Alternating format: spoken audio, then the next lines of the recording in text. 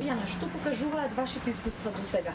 Зошто најчесто исчезнуваат деца или еве можеби младинци додека станат нели полнолетни и каде лежи целиот проблем? Дали можеби социјални, економски проблем или нешто друго? Така, значи, кај нас исчезнување на деца многу ретко ни се телефонот се пријавува, се додека ние актуализиравме дека 25 мај е меѓународен ден за исчезнати киднапирани деца. Најчесто се пријавува на ВМВР, кој што и треба да водат целокупната постапка.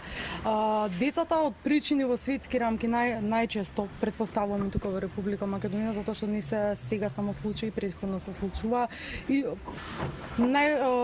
има ред примери дека можеби да исчезнат за трговија, можеби за органи, можеби се препродадени, можеби станува збор за малолетнички принудни бракови, како што имаше и таков случај. Можеби па децата поради незадоволството дома, нарушената комуникација со родителите, борба за опстанок и бараат најразлични начини да се докажат дека се возрастни, дека можат да допринесат за семејството и да го искажат револтот и бесот кон родителите, па заминуваат некаде без да знаат и без да ги информираат родителите каде заминуваат, ниту па да знаат да се соочат со ризиците кои што може да ги предизвика самото нивно заминување. Секогаш во вакви случаи кога станува збор, значи апелираме до родителите дека треба да знаат дека дете до 10 годишна возраст не треба да биде само надвор без надзор на родител. Дека децата треба да се движат во толпа,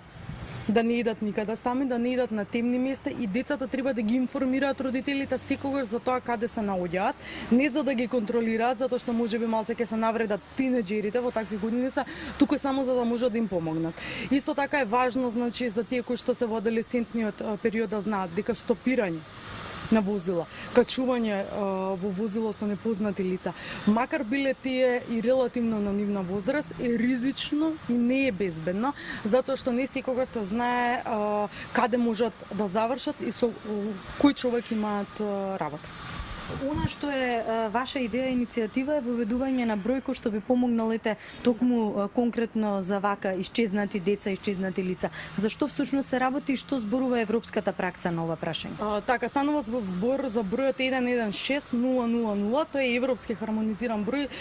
точно кој што се занимава со прашањето на исчезнати и киднапирани деца. Станува збор за 24 часовна линија, која што ќе биде достапна од сите мобилни и фиксни оператори и со која што би можеле да бидеме како дел,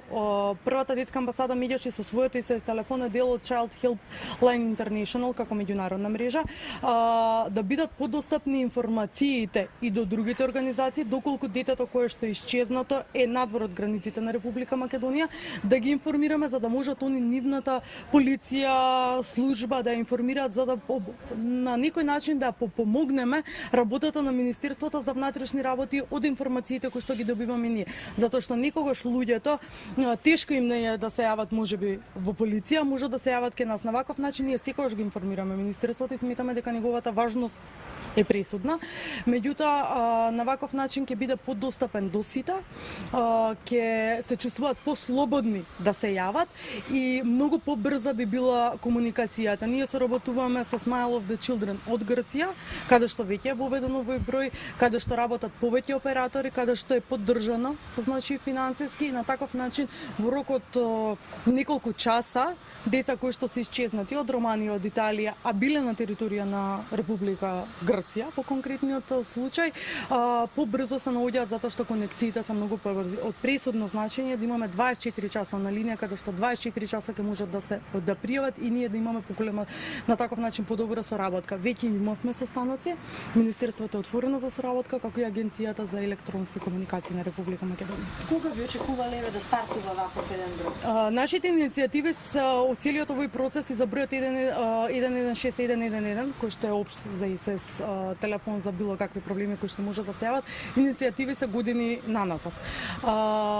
Проблемот е во тоа што не достигаат финансиски ресурси, затоа што покривање на еден таков број значи човечки ресурси, значи вложување во не само во инвентар, туку техничка поддршка и така натаму.